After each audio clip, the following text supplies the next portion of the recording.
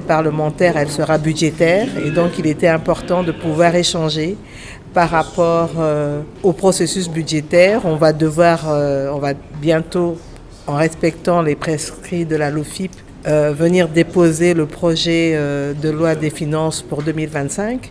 En même temps, il va y avoir le projet de loi pour la reddition des comptes ainsi que le projet de loi rectificative pour l'exercice 2024. Donc tout ça, ça a été les sujets de conversation que nous avons pu avoir avec l'honorable président ainsi que l'honorable questeur, accompagné évidemment du ministre des Finances ainsi que du vice-ministre des Budgets qui représente le ministère du Budget.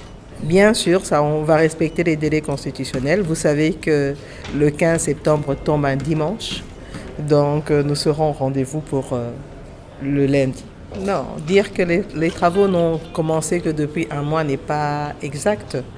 Nous sommes investis depuis le 12 juin et le travail a commencé parce que nous avons été investis sur base d'un programme d'action du gouvernement qui a été validé ici au niveau de l'Assemblée nationale et donc partant de là, le travail a commencé et pour la loi rectificative, pour la reddition des comptes aussi et aussi pour le projet de loi de finances pour 2025. Donc disons qu'il faut féliciter les équipes qui ont travaillé sur ça, les experts au niveau du budget, des finances, mais aussi du plan, puisqu'il y a toute la partie macroéconomique.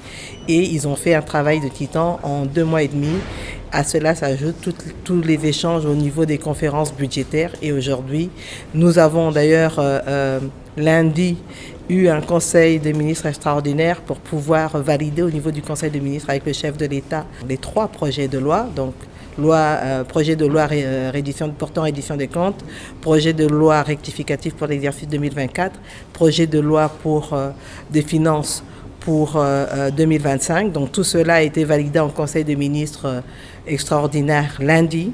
Et donc ça faisait partie de nos échanges aujourd'hui. Et donc ce sont tous ces documents-là qui vont être déposés en respectant les délais constitutionnels.